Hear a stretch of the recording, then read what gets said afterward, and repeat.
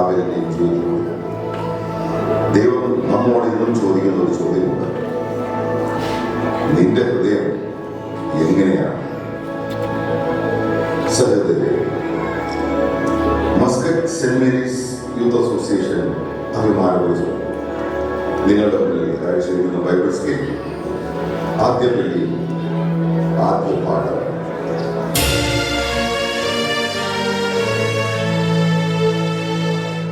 ആദിയിൽ വചനമുണ്ടായിരുന്നു, വചനം രൂപമായി, മാലാഖമാരും മനുഷ്യരും പ്രപഞ്ചവും ഉണ്ടായി.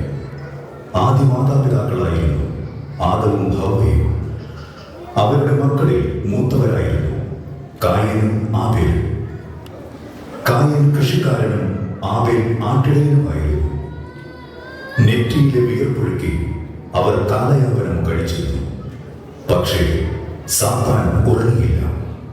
അവൻ ഇനി ഉറങ്ങുകയുമില്ല.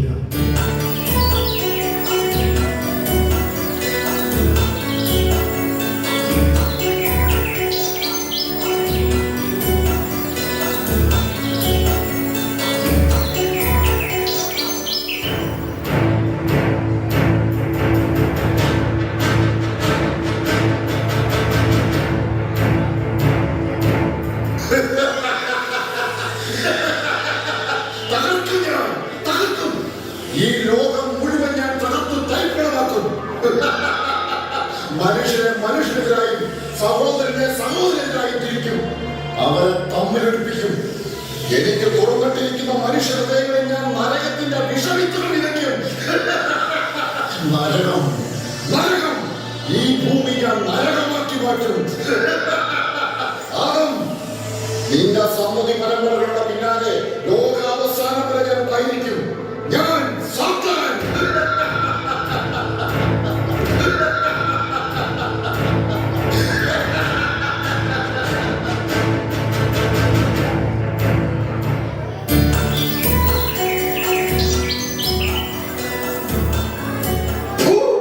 എനിക്ക് നിലത്ത് നിന്ന് നല്ലതും ചീത്തയും ലഭിച്ചു.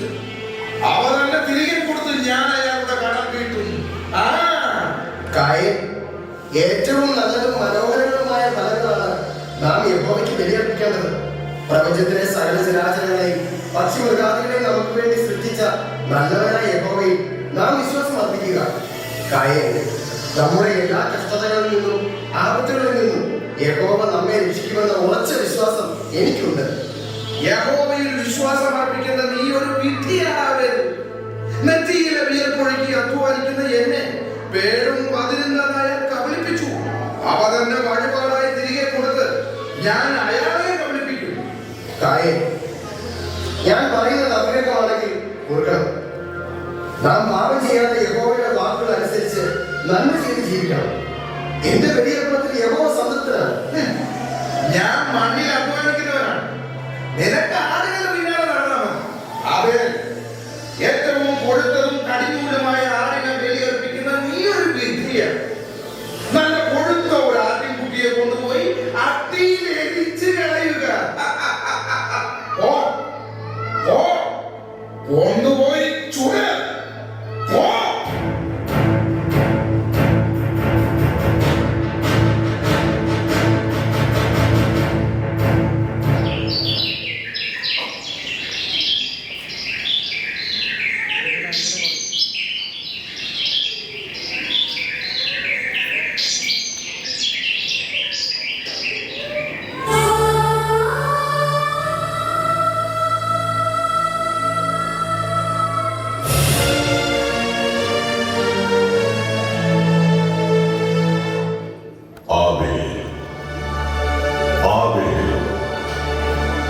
നിന്റെ ബലി നാം സംപ്രീതരായിരിക്കുന്നു. നിന്റെ ആടുമാടുകൾ 1000 വർദ്ധിക്കും. നീ അഭിവൃദ്ധിയിലേക്ക് ഉയരും. ഭൂമിയിലെ കഷ്ടതയിൽ നിന്നും നീ മോചനം പ്രാപിക്കും.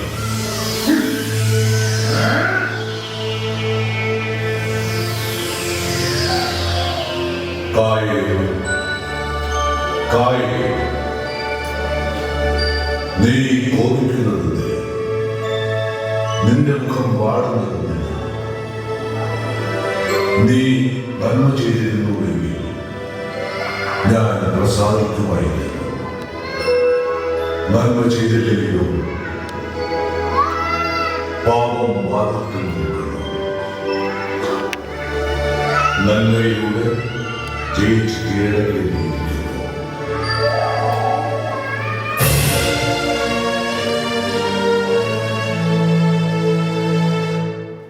കായൻ, യഹോവയുടെ വാക്കുകൾ നാം കേട്ടില്ലേ? അതനുസരിച്ച് അവിടുന്ന് വിശ്വാസം അർപ്പിച്ച് നാം ജീവിക്കണം. അവൻ നിന്റെ ഉപദേശം എനിക്ക് ആവശ്യമില്ല. എന്നെ ഉപദേശിക്കാൻ വന്നിരിക്കുന്ന നിന്നെ ഞാൻ നിൽക്കട്ടെ.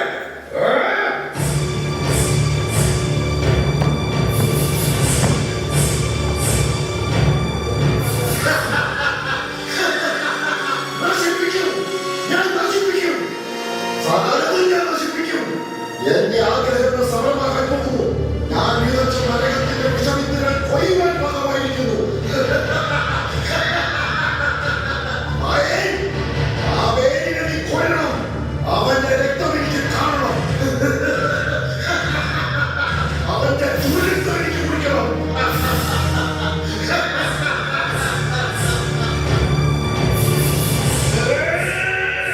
എന്നെ കൊല്ലരുത്.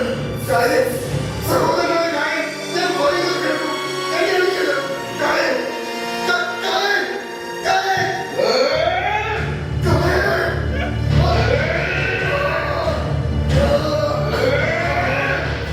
ഇനി നീ ജീവിച്ചിരിക്കാൻ പാടില്ല. നിന്നെ ഞാൻ കൊല്ലും. യഹോവയിൽ വിശ്വസിക്കുന്നുവെങ്കിൽ അയാൾ നിന്നെ രക്ഷിക്കട്ടെ.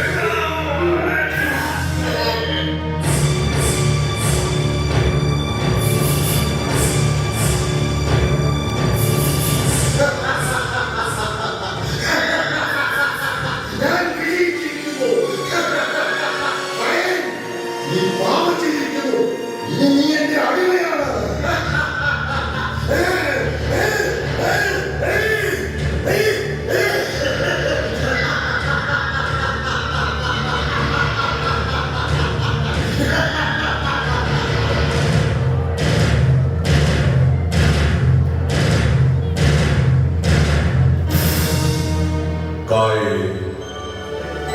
കായേ, നിന്റെ സഹോദരനായ ആബേൽ എവിടെ? ആബേൽ എവിടെ? എനിക്കറിയില്ല. ഞാൻ കാവൽക്കാരനാണ്. നീ അവനെ എന്തു ചെയ്തു? നിന്റെ സഹോദരന്റെ രക്തം ഭൂമിയിൽ നിന്നും എന്നോട് നിലവിളിക്കുന്നു. നിന്റെ സഹോദരന്റെ രക്തം ഏറ്റുവാങ്ങുവാൻ വായ് തുറന്നിരിക്കുന്ന ഈ ദേശത്ത് നീ പോകണം. നീ കൃഷി ചെയ്യുന്ന നിലം നിനക്കതിന്റെ വീര്യം തരികയില്ല. നീ ഭൂമിയിൽ ഉഴലുന്നവനാണ്, ശാപഗ്രസ്തനായി ഉഴലുന്നവനാണ്.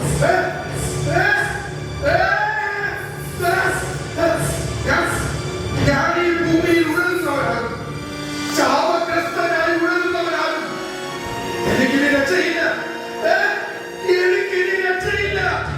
എനിക്കിനി രക്ഷയില്ല. എനിക്കിനി രക്ഷയില്ല.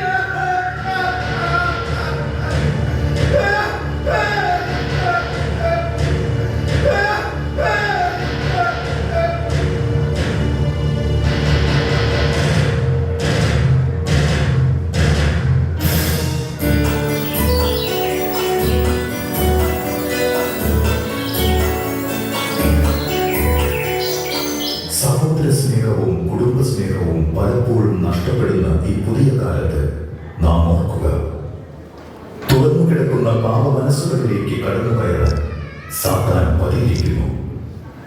അതുകൊണ്ട് സർവനാശത്തിന് വഴിയൊരുക്കാതെ സ്നേഹത്തിന്റെ വിത്തുകൾ പാകി നന്മയുടെ വിളവെടുപ്പിനായി നമുക്ക് ദൈവത്തോട് പ്രാർത്ഥിക്കാം.